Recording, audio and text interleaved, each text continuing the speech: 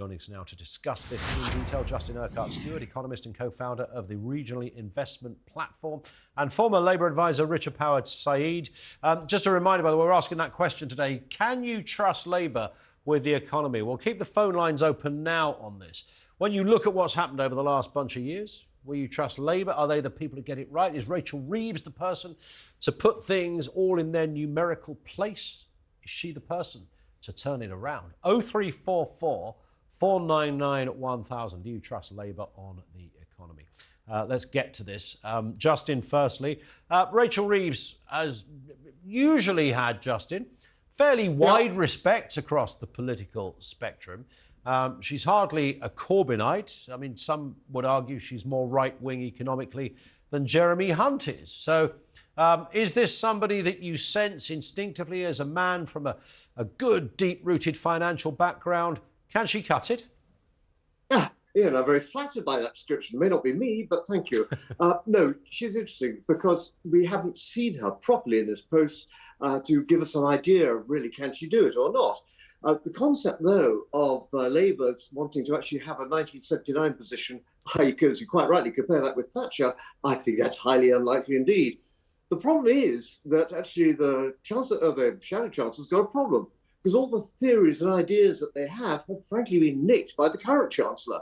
And so the ability to try and make some radical changes, well, on the basis that Mr. Hunt's taken the ones already, I've got to find something more dramatic and seem to be something which is still credible. And bear in mind, if it's not credible, we'll do to her the same way we actually did for the unfortunate Mrs. Truss or mistrust. And it's interesting, isn't it? Because Thatcher in '79 wasn't just about tinkering around with a few policies. It was an entire seismic shift in how our economic system worked. The whole implementation of capitalism in its full form, and in the 80s, the Big Bang and everything, deregulation, all the elements that went with it. I mean, that stuff's in place now anyway, so it can't be anything quite as seismic as that.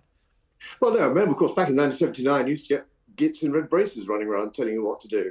But the problem was, of course, it was trying to introduce something with a fundamental change. But in those days, actually, the markets weren't as sort of, I say, savvy or cynical as you're seeing now. And so what happened to Ms. Truss was because we didn't believe what she was coming up with. And it just, the sums didn't add up. So it's going to be very difficult for this, for the Shadow Chancellor to come up with a set of proposals which are significantly better than that, which we can afford without being spanked stupid by the markets again. Richard Power Sayeed, a Labour man. Is Rachel Reeves likely to be the greatest Tory Chancellor the Conservatives never had? I think that would be extremely unfair. Rachel Reeves has been very clear, and she's going to be really clear tonight in this speech that she's about to make. She's not going to be increasing spending significantly. And that is absolutely about kind of being politically cautious, but it's not about being conservative. It's about saying that there are other ways to stimulate growth and there are other ways to make our economy more fair. Stimulating growth, you know, you've got these kind of, in a way, kind of wonky, but quite aggressive legal changes that they're going to make to housing. They're going to say to councils, if you don't come up with your own housing plan, if you don't come up with a way to massively expand housing in your local area, particularly in the south where we need more housing, then we're going to impose it on you. It's a really nasty bit of political blackmail that Labour's got developed there. And that's, you know, that's about making sure that there's more housing provision, making sure that housing is cheaper, but it's also about stimulating economic growth, right? Because building development is a massive, massive bit of the economy and it employs loads of people. It's also about using those legal changes to create more fairness, again, very cheaply. You don't want to spend any money on it. You're not building loads of council housing. You're making legal changes to make councils build houses.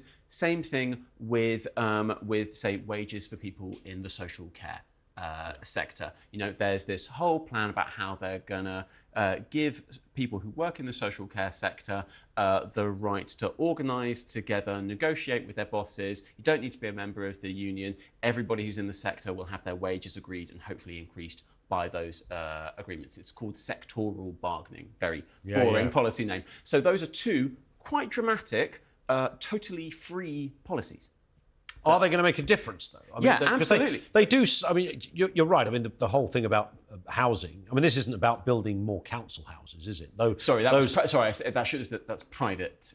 Yeah, indeed. Developers. That's what I'm saying. Yeah, I mean, I mean, lots of people would say, hang on, it's the Labour government. They will be the people that will build us council houses. And of course, I think the greatest council house building programme of the last 20 years happened under David Cameron, I think, in a certain window. That's just because we've built almost no council houses since Margaret Thatcher introduced right to buy. Look, you're totally right. You are not going to see an enormous number of new council houses built under Starmer and Reeves. You are going to see an enormous number of new privately owned. There it is, Justin Urquhart Stewart. That is the answer, you see. Housing for a start. Rachel Reeves is going to boost the housing sector, get it back up and running. Housing sector is absolutely vital. Why? Because what's our biggest asset normally? And that is our house. And if our house is actually at a good value or going up in price, and maybe making some profit on it, well, in which case it gives you that one word that runs an economy: confidence. Get confidence back and you're in a much better position. Now, the other things you can do, which doesn't cost you any money, but actually is giving you discounts, incentives for companies to be able to take up, have more investment, attract companies into this country, encourage people back into work. Now, some of those we've sort of seen hinted at by Chancellor Hunt, but no real great strength to it. So actually encouraging the other great area we're actually very good at this country is small businesses. So where are the incentives there, whether it's through VAT or whether it's through corporation tax? These companies are often far too small for that, but the ability to actually be able to invest money, maybe actually have some extra capital gains to add to that. And you'll find it's a long-term investment, which is actually what Britain needs to do. We've always been far too short-term and, frankly, having a bet. That's not how you run an economy. Justin, is the irredeemable reality in all of this that Labour will have to raise taxes? I have this, remember 97 when Blair came in and suddenly, the Bank of England went independent within about half an hour. This huge announcement, and everyone thought, wow, these guys mean business. Is there going to be a similar announcement in the sense of impact where they'll come straight in, day one, top rate of tax, 52%? Oh, that'd be wonderful. That is the ubiquitous rabbit in the hat. I suspect if you have a hat now, a fairly scrawny beast is going to come out of it because, as you would say before, there's no money and they can't actually be seen to be borrowing recklessly. So you come back to the point, therefore, of saying, what are the big thing that she can say to us which will encourage people to be operating businesses, starting up businesses, employing more people? And I say that is through incentives, not just in London, which is tend to get most of the focus, but throughout the rest of the nation, or nations, and making sure that actually it seems to be really competitive and moving away from the southeast where they can reduce the cost simply. Now, why not give people a break on that? For instance, having a regional ISA or further elements to your pension could be used for that. We will watch with interest. Justin, it's always great to gauge your views. Thank you. Justin Urquhart Stewart with us here on TalkTV.